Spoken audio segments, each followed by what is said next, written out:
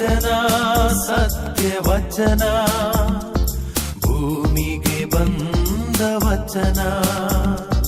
ವಚನ ಸತ್ಯ ವಚನ, ಭೂಮಿಗೆ ಬಂದ ವಚನ. ಆದಿಯಲ್ಲಿ ಇದ್ದ ವಚನ, ನಮ್ಮ ನೋಡ ಬಂದ ವಚನ. ವಚನ ಸತ್ಯ ವಚನ, ಭೂಮಿಗೆ ಬಂದ ವಚನ.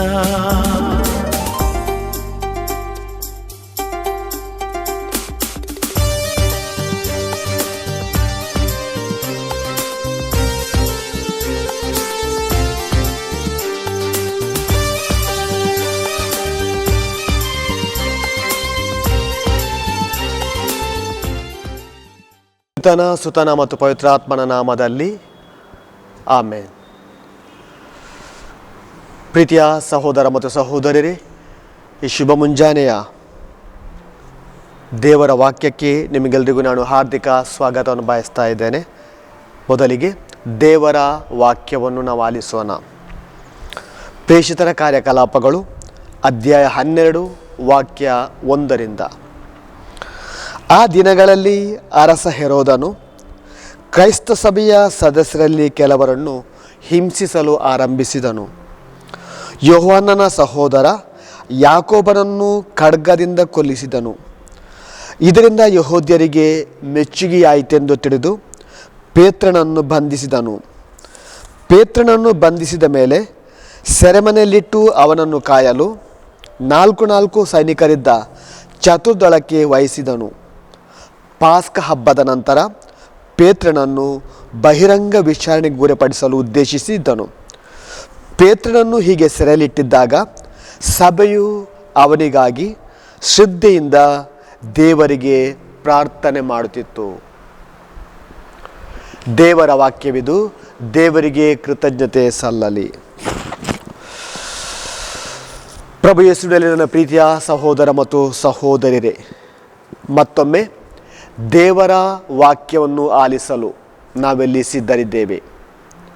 ದೇವರ ವಾಕ್ಯ ಪೇತ್ರನಿಗೆ ಹೇಗೆ ಚಿತ್ರಹಿಂಸೆ ಕೊಡಲಾಯಿತು ಅಥವಾ ಸೆರೆಮನೆಯಲ್ಲಿ ಯಾವ ರೀತಿಯಿಂದ ಆತ ಕಷ್ಟಕ್ಕೆ ಒಳಪಟ್ಟ ಎಂಬುದಾಗಿ ನಾನು ದೇವರ ವಾಕ್ಯವನ್ನು ಓದಿದೆನು. ಇಲ್ಲಿ ಪ್ರತ್ಯೇಕವಾಗಿ ನಮಗೆ ಆ ಹೆರೋದನ ಅಸೂಯೆ ಕಾಣ್ತಾ ಇದೆ. ಪವಿತ್ರ ಧರ್ಮಗ್ರಂಥದಲ್ಲಿ ಅನೇಕ ಬಾರಿ ಈ ಒಂದು ಶಬ್ದ ಆಗಾಗ ನಮಗೆ ಕಾಣ್ತಾ ಸಿಗ್ತಾ ಇದೆ. ಪ್ರತ್ಯೇಕವಾಗಿ ನಾವು ಆದಿಕಾಂಡದಲ್ಲಿ ನೋಡುವುದಾದರೆ ಆದಾಮ ಮತ್ತು ಹವ್ವ ದೇವರ ಸೃಷ್ಟಿಯ ಕಿರೀಟ ಸಂತೋಷದಿಂದ ಜೀವನ ಮಾಡ್ತಿರ್ಬೇಕಾದ್ರೆ ಅಲ್ಲಿ ಸೈತಾನನ ಆಗಮನವಾಗುತ್ತೆ. ಈ ಆಗಮನದಿಂದಾಗಿ ಸೈತಾನ ಆದಾಮ ಮತ್ತು ಹವ್ವರಿಗೆ ಅಸೂಯೆ ಉಂಟಾಗುವಂತೆ ಮಾಡ್ತಾನೆ. ಅಥವಾ ದೇವರ ಸೃಷ್ಟಿಯ ಕಿರೀಟವಾದ ನೀವು ದೇವರಂತೆ ಆಗಬೇಕು, ಆ ಹಣ್ಣನ್ನು ತಿಂದರೆ ನೀವು ಕೂಡ ಖಂಡಿತವಾಗಿ ದೇವರಾಗಿ ಆಗ್ತೀರಿ, ಮಾತ್ರವಲ್ಲ ನಿಮ್ಮ ಕಣ್ಣುಗಳು ತೆರೆಯಲ್ಪಡುವು ಎಂಬುದಾಗಿ ಆ ಸೈತಾನ ಆದಾಮ ಮತ್ತು ಹವ್ವರಲ್ಲಿ ಅಸೂಯೆ ಉಂಟಾಗುವಂತೆ ಮಾಡ್ತಾನೆ.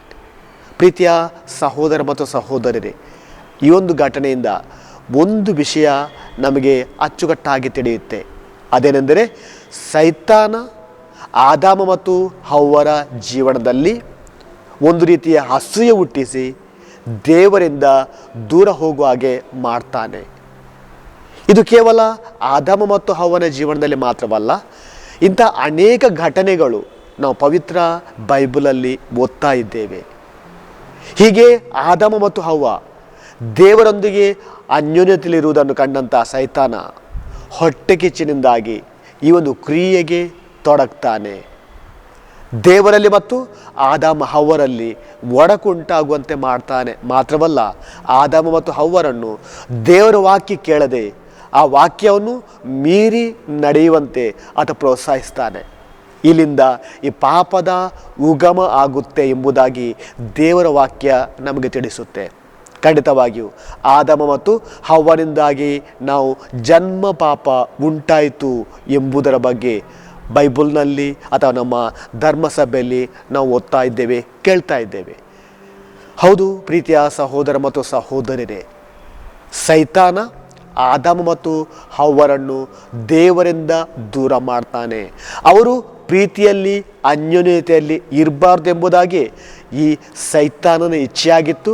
ಆದ ಕಾರಣ ಈ ಒಂದು ಒಡಕಿನಿಂದಾಗಿ ದೇವರು ಆದಾಮ ಮತ್ತು ಹವ್ವರನ್ನು ದೂರ ಮಾಡ್ತಾನೆ. ಹೀಗೆ ದೇವರ ಸಂಬಂಧವನ್ನು ಇವರಿಬ್ಬರು ಕಳೆದುಕೊಳ್ತಾರೆ. ಇದು ಕೇವಲ ಆದಾಮ ಮತ್ತು ಹವ್ವನ ಜೀವನದಲ್ಲಿ ಮಾತ್ರವಲ್ಲ, ಆ ನಂತರ ಬಂದಂಥ ಕಾಯನ ಮತ್ತು ಆಬೇಲ, ಇಲ್ಲಿ ಕೂಡ ಈ ಒಂದು ರೀತಿಯ ಅಸೂಯೆ ನಮಗೆ ಹೆಚ್ಚಾಗಿ ಕಾಣ್ತಾ ಇದೆ. ನಮಗೊತ್ತು, ಕಾಯಿನ ಒಬ್ಬ ಕೃಷಿಕನಾಗಿದ್ದ, ಆಬೇಲ ಒಬ್ಬ ಕುರುಬನಾಗಿದ್ದ. ಈತ ಕುರಿಗಳನ್ನು ಸಾಕ್ತಾ ಇದ್ದ, ಕಾಯಿನ ಕೃಷಿ ಮಾಡ್ತಾ ಇದ್ದ. ಆದರೆ ಅವರಿಗೂ ದೇವರ ಮೇಲೆ ನಂಬಿಕೆ ಇತ್ತು, ದೇವರ ಮೇಲೆ ಭಕ್ತಿ ಇತ್ತು. ಆದ ಕಾರಣವೇ ಅಬೇಲ ಮತ್ತು ಕಾಯಿನರು ತಮ್ಮ ಪ್ರಥಮ ಫಲಗಳನ್ನು ದೇವರಿಗೆ ಅರ್ಪಿಸುವಂಥ ಸುಂದರವಾದ ಒಂದು ಘಟನೆಯನ್ನು ನಾವು ಆದಿಕಾಂಡದಲ್ಲಿ ಓದ್ತಾ ಇದ್ದೇವೆ. ಈ ಸಂದರ್ಭದಲ್ಲಿ ದೇವರ ವಾಕ್ಯ ಹೇಳುತ್ತೆ, ಕಾಯಿನ ತನಗಿದ್ದಂಥ ಫಸಲನ್ನು ಅಥವಾ ತನಗೆ ಸಿಕ್ಕಿದಂಥ ಫಸಲನ್ನು ದೇವರಿಗೆ ಕಾಣಿಕೆಯನ್ನಾಗಿ ಅರ್ಪಿಸ್ತಾನೆ. ಆದರೆ ಅಬೇಲ ತನ್ನಲ್ಲಿದ್ದಂಥ ಒಳ್ಳೆಯದಾದ ಕುರಿಯನ್ನು, 1 ವರ್ಷದ ಕುರಿಯನ್ನು ದೇವರಿಗೆ ಕಾಣಿಕೆಯಾಗಿ ಅರ್ಪಿಸ್ತಾನೆ ಎಂಬುದಾಗಿ ದೇವರ ವಾಕ್ಯ ಹೇಳುತ್ತೆ. ಆದ ಕಾರಣ ದೇವರು ಅಬೇಲನ ಕಾಣಿಕೆಯನ್ನು ಸ್ವೀಕಾರ ಮಾಡಿದರು. ಮಾತ್ರವಲ್ಲ, ಆ ಕಾಣಿಕೆಯ ಮುಖಾಂತರ ಆತನಿಗೆ ಆಶೀರ್ವಾದ ಕೊಟ್ಟರು ಎಂಬುದಾಗಿ ಕೂಡ ದೇವರ ವಾಕ್ಯ ನಮಗೆ ಹೇಳುತ್ತೆ. ಆದರೆ ಈ ಒಂದು ಘಟನೆಯಿಂದ ನಾವು ನೋಡ್ತಾ ಇದ್ದೇವೆ, ಕಾಯಿನ ಅಬೇಲನಲ್ಲಿ ಹೊಟ್ಟೆ ಕಿಚ್ಚು ಪಡ್ತಾನೆ, ಅಸೂಯೆ ಪಡ್ತಾನೆ. ನನ್ನ ಕಾಣಿಕೆಯನ್ನು ದೇವರು ಸ್ವೀಕಾರ ಮಾಡಿಲ್ಲ, ಅಬೇಲನ ಕಾಣಿಕೆಯನ್ನು ದೇವರು ಸ್ವೀಕಾರ ಮಾಡಿದರು. ಅಂದರೆ ದೇವರು ನನ್ನನ್ನು ಇಷ್ಟಪಟ್ಟಿಲ್ಲ, ದೇವರಿಗೆ ನನ್ನ ಮೇಲೆ ಇಚ್ಛೆ ಇಲ್ಲ. ಈ ಒಂದು ಯೋಚನೆಯಿಂದ ಕಾಯಿನ ಅಬೇಲನನ್ನು ಕೊಲ್ಲಿಕ್ಕೆ ಪ್ರಯತ್ನ ಮಾಡ್ತಾನೆ. ಮಾತ್ರವಲ್ಲ, ಆತ ಅಬೇಲನನ್ನು ದೂರದ ಒಂದು ಹೊಲಕ್ಕೆ ಕರ್ಕೊಂಡೋಗಿ ಅಲ್ಲಿ ಆತನನ್ನು ಕೊಲೆಗೈಯುತ್ತಾನೆ ಎಂಬುದಾಗಿ ಹೇಳುತ್ತೆ ದೇವರ ವಾಕ್ಯ. ಇಲ್ಲಿ ಕೂಡ ಅಸೂಯೆ ಕಾಯಿನ ಅಬೇಲನನ್ನು ಕೊಲ್ಲುವಂತೆ ಮಾಡುತ್ತೆ.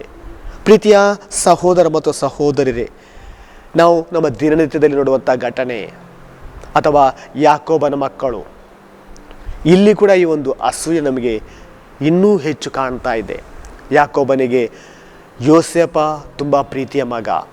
ಆ ಯೋಸೇಪನಲ್ಲಿ ಆತನಿಗೆ ತುಂಬ ಪ್ರೀತಿ ಇತ್ತು. ಅದಕ್ಕಾಗಿ ಆತನಿಗೆ ಒಂದು ಒಳ್ಳೆಯ ಬಣ್ಣದ ಅಂಗಿಯನ್ನು ಕೊಟ್ಟಿದ್ದ ಎಂಬುದಾಗಿ ದೇವರ ವಾಕ್ಯ ಹೇಳುತ್ತೆ. ಈ ಬಣ್ಣದ ಅಂಗಿ ಇತರ ಸಹೋದರರಿಗೆ ಅಸೂಯೆ ಬರುವಂತೆ ಮಾಡುತ್ತೆ. ಮಾತ್ರವಲ್ಲ, ಯಾಕೋಬನಿಗೆ ಯೋಸೇಪನ ಮೇಲೆ ತುಂಬ ಪ್ರೀತಿ. ತನ್ನ ಮುಪ್ಪಿನ ವಯಸ್ಸಿನಲ್ಲಿ ತನ್ನ ಪ್ರೀತಿಯ ಹೆಂಡತಿಯಿಂದ ಹುಟ್ಟಿದಂಥ ಮಗ ಯೋಸೇಪನನ್ನು ನೋಡಿದಾಗ ಯಾಕೋಬನಿಗೆ ಕೂಡ ತುಂಬ ಪ್ರೀತಿ. ಇದನ್ನು ಬೇರೆ ರೀತಿಯಲ್ಲಿ ಅರ್ಥ ಮಾಡಿಕೊಂಡಂಥ ಆತನ ಇತರ ಸಹೋದರರು ಯೋಸೇಪನನ್ನು ದ್ವೇಷಿಸ್ತಾರೆ. ಯಾಕಂದರೆ ಹೀಗೇ ಬಿಟ್ಟರೆ ದೇವರು ತಂದೆ ಆತನನ್ನೇ ಹೆಚ್ಚಾಗಿ ಪ್ರೀತಿಸ್ತಾರೆ, ನಮ್ಮನ್ನು ದೂರ ಮಾಡ್ತಾರೆ, ಆತನಿಗೆ ಎಲ್ಲ ಪಾಲು ಹೋಗುತ್ತೆ ಎಂಬ ಒಂದು ಕೆಟ್ಟ ಉದ್ದೇಶದಿಂದ ಈ ಯೋಸೇಪನನ್ನೇ ನಾಶ ಮಾಡಿದರೆ ಒಳ್ಳೆಯದು ಎಂಬುದಾಗಿ ಆತನ ಮೇಲೆ ಅಸೂಯೆಯಿಂದ ತುಂಬುತ್ತಾರೆ. ಇದಕ್ಕೆ ಪೂರಕವಾಗಿ ಪ್ರೀತಿಯ ಸಹೋದರ ಮತ್ತು ಸಹೋದರರೇ, ದೇವರ ವಾಕ್ಯ ಹೇಳುತ್ತೆ, ಒಂದು ಸಲ ಯಾಕೋಬನ ಮಕ್ಕಳು ದೂರದ ಒಂದು ಬೆಟ್ಟದಲ್ಲಿ ಕುರಿಗಳನ್ನು ಮೇಯಿಸ್ತಾ ಇದ್ರು. ಈ ಸಂದರ್ಭದಲ್ಲಿ ಯಾಕೋಬ ತನ್ನ ಪ್ರೀತಿಯ ಪುತ್ರನಾದ ಯೋಸೇಪನನ್ನು ಆತನ ತಮ್ಮಂದಿರಿದ್ದಲ್ಲಿಗೆ ಅಥವಾ ತನ್ನ ಅಣ್ಣಂದಿರಿದ್ದಲ್ಲಿಗೆ ಕಳಿಸ್ತಾರೆ. ನೋಡು ಮಗು, ಈ ಬುತ್ತಿಯನ್ನು ತಗೊಂಡು ಅವರಿಗೆ ಕೊಡು ಎಂಬುದಾಗಿ ಯೋಸೇಪನನ್ನು ಯಾಕೋಬನ ಇತರ ಮಕ್ಕಳಿದ್ದಾಗ ಕಳಿಸಿದಾಗ, ಇದನ್ನು ದೂರದಿಂದ ನೋಡಿದಂಥ ಯಾಕೋಬನ ಇತರ ಮಕ್ಕಳು ಯೋಸೇಪನ ಮೇಲೆ ದ್ವೇಷ ಸಾಧನೆ ಮಾಡಲಿಕ್ಕೆ ಪ್ರಯತ್ನ ಮಾಡ್ತಾರೆ. ಈ ತಂದೆಯ ಪ್ರೀತಿಯ ಮಗ ಬರ್ತಾ ಇದ್ದಾನೆ, ಕನಸುಗಾರ ಬರ್ತಾ ಇದ್ದಾನೆ, ಆತನನ್ನು ಈಗಲೇ ನಾವು ನಾಶ ಮಾಡಿಸಬೇಕು, ಈಗಲೇ ನಾವು ಮುಗಿಸಬೇಕು, ಆಗ ನಮ್ಮ ದಾರಿಯಲ್ಲಿದ್ದಂಥ ಎಲ್ಲ ಅಡೆತಡೆಗಳು ದೂರ ಹೋಗ್ತವೆ ಎಂಬ ಉದ್ದೇಶದಿಂದ ಈ ಯೋಸೇಪನನ್ನು ನಾಶ ಮಾಡಲಿಕ್ಕೆ ಪ್ರಯತ್ನ ಮಾಡ್ತಾರೆ. ಅಂದರೆ ಒಂದು ರೀತಿಯ ಅಸೂಯೆಯಿಂದ ಯೋಸೇಪನನ್ನು ನಮ್ಮ ಹಾದಿಯಿಂದ ತೆಗಿಬೇಕು ಎಂಬುದಾಗಿ ಅವರು ಬಯಸ್ತಾರೆ. ಅದಕ್ಕಾಗಿ ದೇವರ ವಾಕ್ಯ ಹೇಳುತ್ತೆ, ಅವರೆಲ್ಲರೂ ಸೇರಿ ಯೋಸೇಫನನ್ನು ಒಂದು ಬಾವಿಗೆ ಹಾಕ್ತಾರೆ, ನೀರಿಲ್ಲದ ಬಾವಿಗೆ ಇಳಿಸ್ತಾರೆ. ಯಾಕಂದರೆ ಅವನು ನಮ್ಮ ದಾರಿಗೆ ಇರಬಾರ್ದು, ನಮ್ಮ ದಾರಿಯಲ್ಲಿ ಇರಬಾರ್ದು, ಆತ ಬದುಕಬಾರ್ದು ಎಂಬ ಉದ್ದೇಶದಿಂದ ಒಂದು ಬಾವಿಯಲ್ಲಿ ಹಾಕ್ತಾರೆ. ನಂತರ ಆತನನ್ನು ಯಾರೋ ಒಂದು ಇಸ್ಮಾಯಿಲರು ಆ ಕಡೆಯಿಂದ ಬರ್ತಿದ್ಬೇಕಾದ್ರೆ ಆ ಈಜಿಪ್ಟ್ ದೇಶಕ್ಕೆ ಆತನನ್ನು ಕಳಿಸಿಬಿಡ್ತಾರೆ. ಈ ಎಲ್ಲ ಅಸೂಯಿಂದಾಗಿ ಯೋಸೇಫು ಕೂಡ ತಮ್ಮಂದಿರನ್ನು ಅಥವಾ ತನ್ನ ತಂದೆಯನ್ನು ಕೂಡ ಬಿಟ್ಟು ದೂರದ ಈಜಿಪ್ಟ್ ನಾಡಿಗೆ ಹೋಗಬೇಕಾಗುತ್ತೆ. ಅಲ್ಲಿ ಆತ ಒಬ್ಬನೇ ದೇವರ ಸಹಾಯದಿಂದ ತನ್ನ ದಿನಗಳನ್ನು ಕಳಿಬೇಕಾಗುತ್ತೆ. ಹೀಗೆ ಪ್ರೀತಿಯ ಸಹೋದರ ಮತ್ತು ಸಹೋದರಿ, ಹಳೆ ಒಡಂಬಡಿಕೆಯಲ್ಲಿ ಅನೇಕ ಬಾರಿ ಈ ಒಂದು ಅಸೂಯಿಂದಾಗಿ ಜನರು ಹೇಗೆ ದ್ವೇಷ ಸಾಧಿಸ್ತಾರೆ, ಅಸೂಯಿಂದಾಗಿ ಜನರು ಹೇಗೆ ಕೊಲ್ತಾರೆ ಎಂಬುದನ್ನು ನಾವು ನೋಡ್ತಾ ಇದ್ದೇವೆ. ನ್ಯಾಯಕರ್ತರ ಪುಸ್ತಕದಲ್ಲಿ ಕೂಡ, ನ್ಯಾಯಸ್ಥಾಪಕರ ಪುಸ್ತಕದಲ್ಲಿ ಕೂಡ ನಾವು ಹಾಗೇನೆ ಫಿಲಿಸ್ತೀನಿಯರು ಈ ಸಂಸೋನನ ಮೇಲೆ ತುಂಬ ಅಸೂಯೆ ಪಡ್ತಾರೆ. ಯಾಕೆಂದರೆ ಸಂಸೋನ ದೇವರ ಮನುಷ್ಯ, ಆತನಿಗೆ ತುಂಬ ಶಕ್ತಿ ಇತ್ತು, ಆತ ಫಿಲಿಸ್ತೀನನ್ನೆಲ್ಲ ನಾಶ ಮಾಡಲಿಕ್ಕೆ ಹೊರಟಿದ್ದಾನೆ ಎಂಬುದಾಗಿ ಸುದ್ದಿ ತಿಳಿದಾಗ ಈ ಸಂಸೋನನನ್ನು ನಾವು ನಾಶ ಮಾಡಬೇಕು, ಆತನನ್ನು ಹಾಗೆಯೇ ಬಿಟ್ಟರೆ ನಮ್ಮ ಎಲ್ಲ ಜನರನ್ನು ಆತ ನಾಶ ಮಾಡ್ತಾನೆ ಎಂಬ ಉದ್ದೇಶದಿಂದ ಈ ಫಿಲಿಸ್ತೀನಿಯರೆಲ್ಲರೂ ಒಟ್ಟು ಸೇರಿ ಸಂಸೋನನ ಮೇಲೆ ದ್ವೇಷ ಸಾಧಿಸ್ತಾರೆ. ಅಸೂಯೆಯಿಂದ ಆತನನ್ನು ಕೊಲ್ಲಬೇಕು, ಬೇರೆ ಬೇರೆ ಉಪಾಯದಿಂದ ಸಂಸೋನನ ಆ ಒಂದು ಶಕ್ತಿಯನ್ನು, ಯಾಕೆಂದರೆ ಸಂಸೋನನಿಗೆ ಅಗಾಧವಾದ ಶಕ್ತಿ ಇತ್ತು, ದೇವರಿಂದ ಬಂದಂಥ ಒಂದು ವರ ಅಂತ ನಾವು ತಿಳಿದ್ರೂ ಕೂಡ ತಪ್ಪಾಗಲಿಕ್ಕಿಲ್ಲ. ಈ ವರದಾನದ ಮುಖಾಂತರ ಸಂಸೋನ ತುಂಬ ಬಲಿಷ್ಠನಾಗಿದ್ದ. ಎಷ್ಟೇ ಮಂದಿ ಬಂದರೂ ಆ ಸಂಸೋನನನ್ನು ಹಿಡಿಲಿಕ್ಕೆ ಅಸಾಧ್ಯವಾಗ್ತಿತ್ತು. ಇದನ್ನು ತಿಳಿದಂಥ ಫಿಲಿಸ್ತೀನಿಯರು ಏನಾದರೂ ಮಾಡಿ ಈ ಸಂಸೋನನನ್ನು ಕೊಲ್ಲಬೇಕು, ಈತನನ್ನು ನಾಶ ಮಾಡಬೇಕು, ಒಂದು ವೇಳೆ ಇವನನ್ನು ಹೀಗೇ ಬಿಟ್ಟರೆ ಯೆಹೂದ್ಯರು ನಮ್ಮಿಂದ ದೂರ ಹೋಗ್ತಾರೆ, ನಮ್ಮ ಗುಲಾಮತನದಿಂದ ದೂರ ಹೋಗ್ತಾರೆ, ಅವರು ತಮ್ಮ ಶಕ್ತಿಯನ್ನು ಪಡೀತಾರೆ ಎಂಬ ಉದ್ದೇಶದಿಂದ ಈ ಸಂಸೋನನನ್ನು ಮುಗಿಸಬೇಕು ಎಂಬುದಾಗಿ ಫಿಲಿಸ್ತೀನಿಯರು ಬಯಸ್ತಾರೆ. ಅದಕ್ಕಾಗಿ ಬೇರೆ ಬೇರೆ ಉಪಾಯಗಳನ್ನು ಕೂಡ ಹೂಡ್ತಾರೆ. ಕಡೆಗೆ ಆತನ ಸ್ವಂತ ಹೆಂಡತಿಯ ಮುಖಾಂತರವೇ ಈ ಒಂದು ದೊಡ್ಡವಾದ ದುರ್ಘಟನೆ ನಡೆಯುತ್ತೆ, ಸಂಸೋನನ ನಾಶವಾಗುತ್ತೆ. ಇಲ್ಲಿ ಕೂಡ ಜನರಿಗೆ ಸಂಸೋನನ ಮೇಲಿದ್ದಂಥ ಅಸೂಯಿಂದಾಗಿ ಸಂಸೋನ ತನ್ನ ಜೀವನವನ್ನು ಕಳಿಬೇಕಾಗುತ್ತೆ. ಹೌದು ಪ್ರೀತಿಯ ಸಹೋದರ ಮತ್ತು ಸಹೋದರರೇ, ಸೌಲ ದಾವಿದ ಕೂಡ ಇದೇ ರೀತಿಯ ಒಂದು ಅಸೂಯೆಯನ್ನು ನಾವು ಸೌಲನಲ್ಲಿ ಕಾಣ್ತಾ ಇದ್ದೇವೆ. ಸೌಲ ಒಬ್ಬ ಒಳ್ಳೆಯ ರಾಜ, ಹಳೆ ಒಡಂಬಡಿಕೆಯ ಮೊದಲ ರಾಜ ಆತ ಆಗಿದ್ದ. ನ್ಯಾಯಸ್ಥಾಪಕರ ನಂತರ ಜನರು ಬಂದು ಪ್ರವಾದಿಯಲ್ಲಿ ಕೇಳ್ತಾರೆ, ನಮಗೊಬ್ಬ ರಾಜ ಬೇಕು, ಉಳಿದೆಲ್ಲ ದೇಶದವರಿಗೆ, ಉಳಿದೆಲ್ಲ ಜನರಿಗೆ ತಮ್ಮದೇ ಆದ ಒಬ್ಬ ನಾಯಕನಿದ್ದಾನೆ, ಒಬ್ಬ ರಾಜನಿದ್ದಾನೆ, ಅವನು ಆಕ್ರಮಣಕಾರಿಗಳು ಬಂದಾಗ ಅವರೊಂದಿಗೆ ಯುದ್ಧ ಮಾಡಿ ಜಯಿಸ್ತಾನೆ. ಹಾಗೆಯೇ ನಮ್ಗೆ ಕೂಡ ಒಬ್ಬ ರಾಜ ಬೇಕು, ನಮ್ಗೆ ಕೂಡ ಒಬ್ಬ ನಾಯಕ ಬೇಕು ಎಂಬುದಾಗಿ ಜನರು ಪ್ರವಾದಿ ಸಮೂಯಲನ ಬಳಿ ಬಂದಾಗ ಆತ ರಾಜನ ಬಗ್ಗೆ ತಿಳಿಸ್ತಾನೆ. ರಾಜ ಇದ್ದರೆ ನಿಮಗೆ ಕಷ್ಟ, ನಿಮ್ಮ ಜನರನ್ನು ಆತ ಸೈನಿಕರನ್ನಾಗಿ ತಗೋತಾನೆ, ನಿಮ್ಮ ಜನರು ನಾಶ ಆಗ್ತಾರೆ, ಅಥವಾ ಅನೇಕ ಮಹಿಳೆಯರು ವಿಧವೆಯರಾಗ್ತಾರೆ. ಹೀಗೆ ಬೇರೆ ಬೇರೆ ರೀತಿಯಿಂದ ಸಮೂಯಲ ಪ್ರವಾದಿಯು ಜನರಿಗೆ ತಿಳಿಸಿ ಹೇಳಿದ್ರು ಕೂಡ ಜನರು ಒತ್ತಾಯದ ಮೇರೆಗೆ ದೇವರು ಸೌಲನನ್ನು ನಾಯಕನನ್ನಾಗಿ ಆರಿಸ್ತಾರೆ. ಈ ಸೌಲ ರಾಜನಾಗಿ ನಮ್ಗೆ ಗೊತ್ತು, ಅನೇಕ ಒಳ್ಳೆಯ ಕೆಲಸಗಳನ್ನು ಮಾಡ್ತಾನೆ, ಜನರ ಪ್ರೀತಿಗೆ ಕೂಡ ಪಾತ್ರನಾಗ್ತಾನೆ. ಆದರೆ ದಾವೀದ ಯಾವಾಗ ರಾಜನಾಗಿ ಆರಿಸಲ್ಪಟ್ಟನೋ, ಅಥವಾ ದಾವೀದ ಯಾವಾಗ ಫಿಲಿಸ್ತೀನರನ್ನು ಕೊಂದನೋ, ಆಗಲೇ ಸೌಲನಿಗೆ ದಾವೀದನ ಮೇಲೆ ಅಸೂಯೆ ಉಂಟಾಗುತ್ತೆ, ಹೊಟ್ಟೆ ಕಿಚ್ಚು ಉಂಟಾಗುತ್ತೆ. ಇವನನ್ನು ಹೀಗೇನೆ ಬಿಟ್ಟರೆ ಖಂಡಿತವಾಗಿ ಒಂದು ದಿನ ಈತ ರಾಜನಾಗ್ತಾನೆ, ನನ್ನ ಹೆಸರನ್ನು ಅಳಿಸಿ ಹಾಕ್ತಾನೆ. ಆದ್ದರಿಂದ ಈಗಲೇ ಇವನನ್ನು ನಿಲ್ಲಿಸಬೇಕು, ಇವನನ್ನು ಇಲ್ಲಿಂದಲೇ ನಾನು ಆತನನ್ನು ಮುಗಿಸಬೇಕು ಎಂಬ ಒಂದು ಹಂಬಲದಿಂದ ಅನೇಕ ಬಾರಿ ದಾವೀದನನ್ನು ಸಾಯಲಿಕ್ಕೆ ಹೊರಡುವಂಥ ದೃಶ್ಯವನ್ನು ಕೂಡ ನಾವು ಪವಿತ್ರ ಬೈಬಲ್ನಲ್ಲಿ ಓದ್ತಾ ಇದ್ದೇವೆ. ಯಾಕೆಂದರೆ ಸೌಲ ಅರಸನಾಗಿದ್ದ, ಒಳ್ಳೆ ರಾಜನಾಗಿದ್ದ, ಆದರೂ ದಾವೀದ ಆತನಿಗಿಂತ ಒಳ್ಳೆಯ ರಾಜನಾಗುವ ಎಲ್ಲ ಸಂದರ್ಭವೂ ಕೂಡ ಅಲ್ಲಿತ್ತು. ಯಾಕೆಂದರೆ ಒಮ್ಮೆ ಜನರೆಲ್ಲ ಸೌಲನ ವಿರುದ್ಧವಾಗಿ ಘೋಷಣೆ ಮಾಡ್ತಾರೆ, ಸೌಲ ಕೊಂದ 1,000, ದಾವೀದ ಕೊಂದ 10,000 ಎಂಬುದಾಗಿ ಜನರು ಬೊಬ್ಬೆ ಹಾಕ್ತಿರ್ಬೇಕಾದ್ರೆ ಸೌಲನಿಗೆ ತನ್ನ ಬಗ್ಗೆನೇ ಒಂದು ರೀತಿಯ ಕೀಳರಿಮೆ, ನನ್ನೆದುರಿಗೇನೆ ದಾವೀದನನ್ನು ಹೊಗಳ್ತಾರಲ್ಲ ಎಂಬ ಒಂದು ಹಂಬಲ, ಒಂದು ಉದ್ದೇಶದಿಂದ ಆತ ದಾವೀದನನ್ನು ಹೇಗಾದರೂ ಮಾಡಿ ನಾನು ನಾಶ ಮಾಡಬೇಕು ಎಂಬುದಾಗಿ ಆತ ಬಯಸ್ತಾನೆ. ಹೀಗೆ ಪ್ರೀತಿಯ ಸಹೋದರ ಮತ್ತು ಸಹೋದರರೇ, ಹಳೆ ಒಡಂಬಡಿಕೆಯಲ್ಲಿ ಇಂಥ ಅನೇಕ ಘಟನೆಗಳು ನಾವು ಓದ್ತಾ ಇದ್ದೇವೆ. ಈ ಒಂದು ಹೊಟ್ಟೆಕಿಚ್ಚಿನಿಂದಾಗಿ, ಅಸೂಯೆಯಿಂದಾಗಿ ಅನೇಕ ಜನರು ಸಾಯ್ತಾರೆ. ಮಾತ್ರವಲ್ಲ, ಸಂಬಂಧವನ್ನು ಕೂಡ ಕಳೆದುಕೊಳ್ತಾರೆ. ದೇವರಿಂದ ಕೂಡ ದೂರ ಹೋಗುವಂಥ ಅನೇಕ ಘಟನೆಗಳು ಈ ಒಂದು ಹಳೆ ಒಡಂಬಡಿಕೆಯಲ್ಲಿ ನಾವು ನೋಡ್ತಾ ಇದ್ದೇವೆ. ಆದ ಕಾರಣ ಈ ಒಂದು ಹೊಟ್ಟೆಕಿಚ್ಚಿನಿಂದಾಗಿ ಸೌಲ ಕೂಡ ತನ್ನ ಅಧಿಕಾರವನ್ನು ಕಳೀತಾನೆ. ದೇವರು ಸೌಲನ ಅಧಿಕಾರವನ್ನು ಮುಗಿಸ್ತಾರೆ. ಮಾತ್ರವಲ್ಲ, ದಾವೀದನನ್ನು ಹೊಸ ರಾಜನನ್ನಾಗಿ ಆರಿಸುವಂಥ ಘಟನೆಯನ್ನು ಕೂಡ ನಾವು ಅದೇ ಪುಸ್ತಕದಲ್ಲಿ ನೋಡ್ತಾ ಇದ್ದೇವೆ. ಪ್ರೀತಿಯ ಸಹೋದರ ಮತ್ತು ಸಹೋದರರೇ, ನಮ್ಮ ದಿನನಿತ್ಯದ ಜೀವನಕ್ಕೆ ಬಂದಾಗ ನಮ್ಮ ಜೀವನ ಹೇಗಿದೆ, ನಮ್ಮ ಸಂಬಂಧ ಇತರರೊಂದಿಗೆ ಹೇಗಿದೆ ಎಂಬುದು ನೋಡೋದು ಕೂಡ ತುಂಬ ಉತ್ತಮ. ಅನೇಕ ಬಾರಿ ನಮ್ಮ ಸಂಬಂಧ ದೇವರಲ್ಲಿ ಚೆನ್ನಾಗಿರ್ಬೋದು. ನಾವು ಪ್ರಾರ್ಥನೆ ಮಾಡ್ತೇವೆ, ಜಪಕ್ಕೆ ಹೋಗ್ತೇವೆ, ಪ್ರಾರ್ಥನೆಗೆ ಹೋಗ್ತೇವೆ, ನಾವು ರೋಸ್ರಿ ಮಾಡ್ತೇವೆ, ಜಪಸರ ಮಾಡ್ತೇವೆ. ಆದರೆ ನಮ್ಮ ನೆರೆಯವರೊಂದಿಗೆ ನಮ್ಮ ಸಂಬಂಧ ಹೇಗಿದೆ, ನೆರೆಹೊರೆಯವರು ಚೆನ್ನಾಗಿ ಆದಾಗ, ನೆರೆಹೊರೆಯವರಲ್ಲಿ ಸಂಪತ್ತು ಬಂದಾಗ ನಮ್ಮ ಭಾವ ಹೇಗಿರುತ್ತೆ ಎಂಬುದನ್ನು ನಾವು ನೋಡೋದು ಕೂಡ ತುಂಬ ಉತ್ತಮ. ಇದು ಕೇವಲ ಹಳೆ ಒಡಂಬಡಿಕೆಗೆ ಸಂಬಂಧಪಟ್ಟಂಥ ವಿಷಯಗಳಲ್ಲ.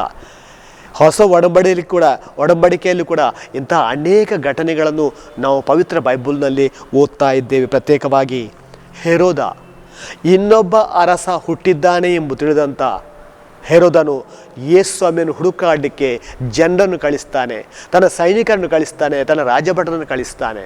ಯಾಕೆಂದರೆ 3 ಜ್ಯೋತಿಷಿಗಳು ಬಂದು ಹೆರೋದನಿಗೆ ಹೇಳ್ತಾರೆ, ಇನ್ನೊಬ್ಬ ಅರಸ ಹುಟ್ಟಿದ್ದಾನೆ. ಇನ್ನೊಬ್ಬ ಅರಸ ಹುಟ್ಟಿದ ಕಾರಣ ಹೆರೋದನಿಗೆ ಅಂಜಿಕೆ ಶುರುವಾಗುತ್ತೆ. ಈ ಅರಸ ಹುಟ್ಟಿದರೆ ನಾನು ಖಂಡಿತವಾಗಿ ನಾಶವಾಗ್ತೇನೆ, ನನ್ನ ಅಧಿಕಾರವನ್ನು ನಾನು ಕಳೆದುಕೊಳ್ಬೇಕಾಗುತ್ತೆ ಎಂಬ ಒಂದು ಉದ್ದೇಶದಿಂದ ಆತ ಯೇಸುವನ್ನು ಕೊಲ್ಲಿಕ್ಕೆ ಹೊಂಚು ಹಾಕುವಂಥ ಘಟನೆಯನ್ನು ಕೂಡ, ಅಥವಾ ಯೇಸುವಿಗಾಗಿ ಅನೇಕ ಮುಗ್ಧ ಮಕ್ಕಳನ್ನು ಕೊಂದಂಥ ಘಟನೆಯನ್ನು ಪವಿತ್ರ ಬೈಬಲ್ನಲ್ಲಿ ನಾವು ಓದ್ತಾ ಇದ್ದೇವೆ.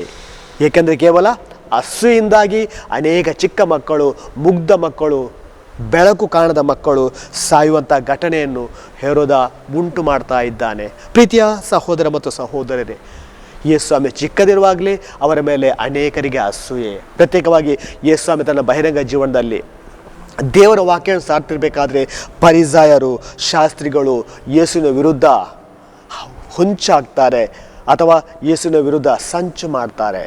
ಯಾಕೆಂದರೆ ಯೇಸುಸ್ವಾಮಿನ ಹೀಗೇನೆ ಬಿಟ್ಟರೆ ಖಂಡಿತವಾಗಿ ನಮ್ಮ ಯೆಹೂದ್ಯರೆಲ್ಲ ಆತನನ್ನು ಹಿಂಬಾಲಿಸ್ತಾರೆ, ಆತನ ಧರ್ಮವನ್ನು ಸ್ವೀಕರಿಸ್ತಾರೆ, ಅಥವಾ ಯೇಸುಸ್ವಾಮಿಯ ಹಿಂಬಾಲಕರಾಗ್ತಾರೆ. ನಮ್ಮನ್ನು ಯಾರು ಕೂಡ ಹಿಂಬಾಲಿಸೋದಿಲ್ಲ, ನಮ್ಮ ವಾಕ್ಯವನ್ನು ಕೇಳಲಿಕ್ಕೆ ಯಾರು ಕೂಡ ಇಲ್ಲ ಎಂಬ ಉದ್ದೇಶದಿಂದ ಈ ಒಂದು ಯೆಹೂದ್ಯರು, ಫರಿಸಾಯರು, ಶಾಸ್ತ್ರಿಗಳು ಯೇಸುಸ್ವಾಮಿಯನ್ನು ಕೊಲ್ಲಿಕ್ಕೆ ಹೊಂಚು ಹಾಕುವಂಥ ಅನೇಕ ಘಟನೆಗಳನ್ನು ಕೂಡ ನಾವು ಪವಿತ್ರ ಬೈಬಲ್ನಲ್ಲಿ ಓದ್ತಾ ಇದ್ದೇವೆ. ಯೇಸುಸ್ವಾಮಿ ಯಾವುದೇ ವಿದ್ಯಾಭ್ಯಾಸ ಇಲ್ಲ, ಯಾವುದೇ ಒಂದು ದೊಡ್ಡ ಮನೆತನದ ವ್ಯಕ್ತಿ ಅಲ್ಲ, ಜಾಸ್ತಿ ದೇವರ ಮೋಜೆ ಬಗ್ಗೆ ಕೂಡ ಗೊತ್ತಿಲ್ಲ. ಇಂಥ ಒಬ್ಬ ವ್ಯಕ್ತಿ ಇಷ್ಟೆಲ್ಲ ಅದ್ಭುತ ಮಾಡ್ತಾನೆ, ಇಷ್ಟೆಲ್ಲ ದೇವರ ವಾಕ್ಯ ಸಾರುವುದನ್ನು ಕೇಳಿ ಈ ಯೆಹೂದ್ಯರು, ಫರಿಸಾಯರು ಯೇಸುಸ್ವಾಮಿ ಉಳಿಬಾರ್ದು, ಅವರನ್ನು ನಾಶ ಮಾಡಬೇಕು ಎಂಬುದಾಗಿ ಹೊರಡುವಂಥ ಘಟನೆಯನ್ನು ಕೂಡ ನಾವು ಅನೇಕ ಬಾರಿ ಪವಿತ್ರ ಬೈಬಲ್ನಲ್ಲಿ ಓದ್ತಾ ಇದ್ದೇವೆ. ಇದು ಕೇವಲ ಯೇಸುಸ್ವಾಮಿಯನ್ನು ಮಾತ್ರವಲ್ಲ, ಯೇಸುಸ್ವಾಮಿಯ ಹಿಂಬಾಲಕರಾದ ಸೌಲನನ್ನಾಗಿರ್ಬೋದು, ಅಥವಾ ಪೌಲ ಅಂತ ಹೇಳ್ತೇವೆ ನಾವು, ಪೇತ್ರನನ್ನಾಗಿರ್ಬೋದು, ಸ್ತೇಫಾನನನ್ನಾಗಿರ್ಬೋದು ವಿರೋಧಿಸುವಂಥ ಘಟನೆ, ಅಸೂಯೆ ಮುಖಾಂತರ ಅವನನ್ನು ದೂರ ಮಾಡುವಂಥ ಘಟನೆಯೂ ಕೂಡ ತುಂಬ ಪವಿತ್ರ ಬೈಬಲ್ನಲ್ಲಿ ನಾವು ಓದ್ತಾ ಇದ್ದೇವೆ. ಪ್ರತ್ಯೇಕವಾಗಿ ಸೌಲರು ಕೂಡ ಹಾಗೇನೆ, ಆತ ಪೌಲನಾಗಿ ಮಾರ್ಪಟ್ಟರು ಕೂಡ ಜನರು ಆತನನ್ನು ದ್ವೇಷಿಸ್ತಾರೆ. ಆತ ದೇವರ ವಾಕ್ಯವನ್ನು ಬೇರೆ ಬೇರೆ ಊರುಗಳಿಗೆ ಸಾರುವುದನ್ನು ನೋಡಿ ಅನೇಕ ಜನರು ಆತನನ್ನು ಕೊಲ್ಲಿಕ್ಕೆ ಹೊಂಚಾಗ್ತಾರೆ, ಅನೇಕ ವಿರೋಧಿಗಳು ಆತನಿಗೆ ಉಂಟಾಗ್ತಾರೆ. ಯಾಕೆ? ಅಸೂಯೆಯಿಂದಾಗಿ ಸೌಲನನ್ನು ಕೊಲ್ಲಿಕ್ಕೆ ಪ್ರಯತ್ನ ಮಾಡ್ತಾರೆ. ಮಾತ್ರವಲ್ಲ, ಇವತ್ತು ವಾಕ್ಯದಲ್ಲಿ ನಾನು ಓದಿದೆ, ಪೇತ್ರನ ಮೇಲೆ ಹೆರೋದನಿಗೆ ಕೋಪ ಇತ್ತು, ಅಸೂಯೆ ಇತ್ತು, ಅಥವಾ ಆ ಜನರಿಗೆ ಪೇತ್ರನ ಮೇಲೆ ಅಸೂಯೆ ಇತ್ತು. ಆದ ಕಾರಣ ಏನಾದರೂ ಮಾಡಿ ಪೇತ್ರನನ್ನು ನಾಶ ಮಾಡಬೇಕು ಎಂಬುದಾಗಿ ಅವರು ಹೊರಡ್ತಾರೆ. ಪ್ರೀತಿಯ ಸಹೋದರ ಮತ್ತು ಸಹೋದರರೇ, ಇಂಥ ಅನೇಕ ಘಟನೆಗಳನ್ನು ನಮ್ಮ ಬೈಬಲಲ್ಲಿ ಓದುವಾಗ ಈ ಅಸೂಯಿಂದಾಗಿ ಅನೇಕ ಜನರು ಸಾಯ್ತಾರೆ. ಮಾತ್ರವಲ್ಲ, ಅದರಿಂದ ದೇವರ ಸಂಬಂಧವನ್ನು ಕೂಡ ಕಳ್ಕೊಳ್ತಾರೆ. ಆದ ಕಾರಣ ನಾವು ಕೂಡ ನಮ್ಮ ದಿನನಿತ್ಯದ ಜೀವನದಲ್ಲಿ ಈ ಒಂದು ಅಸೂಯನ್ನು ದೂರ ಮಾಡಿ, ಹೊಟ್ಟೆಕಿಚ್ಚನ್ನು ದೂರ ಮಾಡಿ, ಎಲ್ಲರನ್ನೂ ಪ್ರೀತಿಯ ಸಹೋದರ ಸಹೋದರಿ ಎಂಬ ಭಾವನೆ ನೋಡಿದಾಗ ಖಂಡಿತವಾಗಿ ದೇವರ ಆಶೀರ್ವಾದ ನಮ್ಮದಾಗುತ್ತೆ. ಅದಕ್ಕಾಗಿ ನಾವು ಪ್ರಾರ್ಥಿಸೋಣ. ಪಿತನ, ಸುತನ ಮತ್ತು ಪವಿತ್ರಾತ್ಮನ ನಾಮದಲ್ಲಿ ಆಮೇನ್.